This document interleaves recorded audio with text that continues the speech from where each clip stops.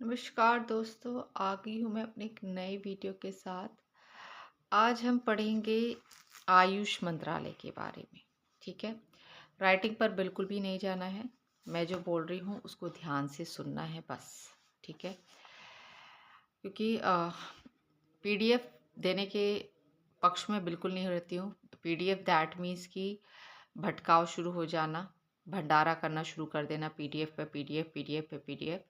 तो मैं जितना बोल रही हूँ बस उतना सुनना है, और जो दिख रहा है, विजिबिलिटी दिख रही है यदि, तो इसको नोट डाउन करते चले जाना है। अदरवाइज मैं जो बोल रही हूँ उसको ध्यान से सुनियो, पॉज करके। अब इतना तो बड़े हो गए हैं कि उसको आप अपने शब्दों में लिख सकें। ठीक है, यूनिट 1 का टॉपिक है आयुष, है ना। तो पारंपरिक और वैकल्पिक चिकित्सा प्रणाली का संक्षिप्त नाम क्या है? आयुष। तो यहाँ पर आपको आयुष के जो कीवर्ड्स हैं, दैट मीन्स इट्स AYUSH। तो you should know each and every words meaning. कि ए मतलब क्या? Ayurveda. Y yoga and neuropathy. U मतलब Unani. S for Siddha and H for homoeopathy. ठीक है, तो आयुर्वेदा के बारे में आई डोंट थिंक सो कि बताने की ज़रूरत है नहीं है, क्योंकि भारत की प्राचीन चिकित्सा पद्धति है। योगा आपको पता है, मेंटल और फिजिकल हेल्थ को लेकर बताता है। यूनानी जो है वो ग्रीस में उत्पन्न शरीर के 4 द्रव्यों रक्त, कफ, पित्त और कृष्णपत्त के संतुलन पर आधारित चिकित्सा पद्धति है। और जो सिद्धा है वो दक्षिण भारत की पारंपरिक चिकित्सा प्रणाली है। होम्योपैथी जो है जर्मनी में विकसित समरूपता के सिद्धांत पर आधारित है। ठीक है, तो दीज आर दी बेसिक की फैक्ट्स यू शुड नो। ठीक है, अब हम आ जाते हैं आयुष मंत्रालय पे, जो कि हमारे सिलेबस में मेंशन है। इसकी स्थापना हुई थी 1995 में। भारतीय चिकित्सा और होम्योपैथी विभाग के रूप में स्थापित हुआ था। भारतीय चिकित्सा और होम्योपैथी विभाग के रूप में स्थापित हुआ था। इंग्लिश में इसे कहते थे department of India medicine and homeopathy. ठीक है, जब ये स्थापित हुआ था सितंबर में। ठीक है, उसके बाद इसको नाम जो चेंज किया गया है, मतलब आयुष जो नाम है उसको कब रखा गया था? तो 2003 में रखा गया था। ठीक है, तो आयुष जो नाम है 2003 में रखा गया था। इसके पहले हम क्या बोलते थे इस डिपार्टमेंट को? Department of India medicine and homeopathy. ठीक है, क्लियर है इतना? आगे बढ़ें तो राष्ट्रीय आयुष मिशन के बारे में भी हम पढ़ लेते हैं। ये सितंबर 2014 में शुरू हुआ था। 12वीं पंचवर्षीय योजना में इसका जिक्र था। यह स्वास्थ्य और परिवार कल्याण मंत्रालय द्वारा के अंतर्गत आता है। ठीक है, वर्तमान में जो आयुष मंत्रालय है उसको कौन देख रहे हैं? तो श्री प्रताप राव जाधव जी देख रहे हैं। Who is the father of Ayush? तो मेडिसिन के जो फादर हैं भारत में वो है चरक। इनकी बुक है चरक संहिता, जिसमें इन्होंने विभिन्न आयुर्वेदिक पद्धतियों के बारे में जिक्र किया है। तो ये की फैक्ट्स थे। यदि आपको एक्चुअल डेट चाहिए कि आयुष मंत्रालय की स्थापना की एक्चुअल डेट क्या थी, तो वो थी 9 नवंबर 1995। I think yes, it's 9th of November.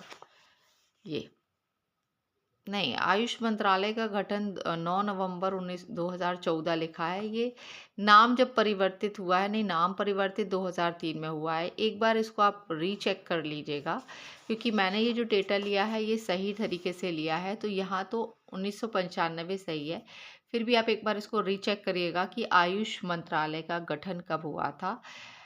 1995 में हुआ था, रीनेम ये 2003 में हुआ था। ठीक है, अब यदि एक और मैं आपको की फैक्ट दे देती हूँ कि आयुर्वेदा है, इसके कितने कंपोनेंट्स हैं? तो इसके 8 कंपोनेंट्स होते हैं। बस इतना ही पूछेगा, इसके ज़्यादा डेप्थ में वो नहीं जाएगा। तो आयुर्वेद के 8 कंपोनेंट है, ये आप याद रखिएगा। आयुष में ए क्या है, वाई क्या किसको स्टैंड करता है, यू किसको स्टैंड करता है, एस किसको स्टैंड करता है, एच किसको स्टैंड करता है, ये पता होना चाहिए। ये मैंने आपको कुछ बेसिक फैक्ट्स बता दिए हैं। ठीक है, इसके अलावा अब हम कुछ आयुष के इंस्टीट्यूशंस के बारे में पढ़ेंगे। ठीक है, तो आयुष के जो सेवरल इंस्टीट्यूशंस है जो भारत में है, मैंने कुछ मेन लिए हैं जो परीक्षा में आ सकते हैं। तो द नेशनल इंस्टीट्यूशन ऑफ सिद्धा, तो ये NIS के नाम से आएगा। NIS का फुल फॉर्म क्या होगा? द नेशनल इंस्टीट्यूट ऑफ सिद्धा, जो चेन्नई में है। The national institute of homeopathy Kolkata में है, national institute of neuropathy Pune में है। तो ये 3 तो आपको याद कर लेने हैं, NIS, NIH और NIN। फुल फॉर्म भी मैंने बता दिए हैं, द नेशनल इंस्टीट्यूट ऑफ सिद्धा Chennai, the national institute of homeopathy Kolkata and the national institution of neuropathy it's Pune. ठीक है, तो ये आयुष मंत्रालय के बारे में था। अब हम जो 2 और दिए हैं छोटे छोटे से, इनको भी आप इसी में कवर अप करेंगे। INC दिया है, नर्सिंग काउंसिल के बारे में भी पूछा गया है, वहाँ सिलेबस में मेंशन है यूनिट 1 में। तो इंडियन नर्सिंग काउंसिल, ये हमारे सिलेबस में यूनिट 1 का टॉपिक है।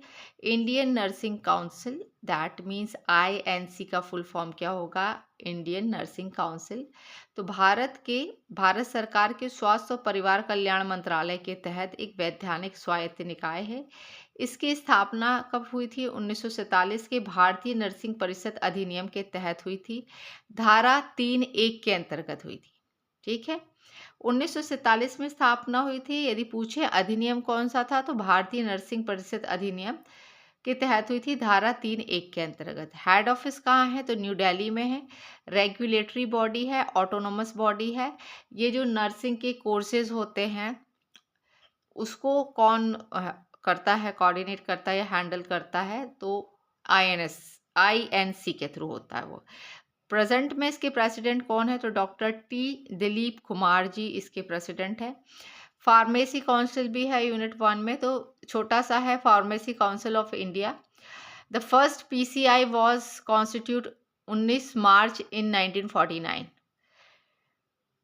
किस एक्ट के तहत बना था ये, तो फार्मेसी एक्ट 1948 के तहत बना था। ये स्टेचुरी बॉडी है क्योंकि ये एक्ट के थ्रू बना है। ठीक है, तो ये 3 मंत्रालय आज हमने पढ़े हैं। एक तो INC पढ़ा है, PCI पढ़ा है और आयुष पढ़ा है। हालांकि INC और PCI के बारे में ज़्यादा पूछा नहीं गया है कभी, बट फिर भी कभी आ जाए तो आपको जानकारी तो रहनी चाहिए कि PCI क्या है, PCI का फुल फॉर्म क्या है। तो जो फार्मेसी काउंसिल ऑफ इंडिया है, जो ये दवाइयों की दुकान वगैरह खुलती है या दवाइयों से रिलेटेड जो फार्मा कोर्सेज होते हैं वो सब कौन करवाता है, तो फार्मेसी काउंसिल करवाता है। इसके अलावा हम शिक्षा मंत्रालय के थोड़े बहुत फैक्ट जान लेते हैं इसी वीडियो में। तो शिक्षा मंत्रालय जो नाम था वो 1947 से 1985 तक इसका नाम क्या था, शिक्षा मंत्रालय।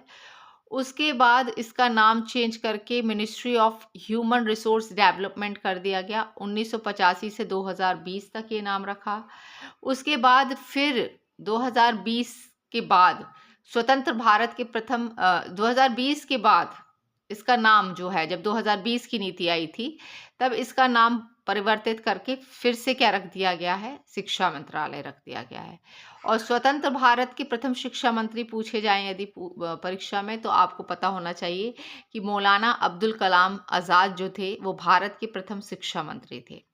तो ये की फैक्ट्स हैं जो आपको पता होने चाहिए कि शिक्षा मंत्रालय के बारे में, क्योंकि हम पढ़ रहे हैं तो हमें पता होना चाहिए। तो ये मैंने एक एडिशनल इन्फॉर्मेशन आपको दे दी है, तो आप इसके बारे में पढ़कर चले जाइएगा।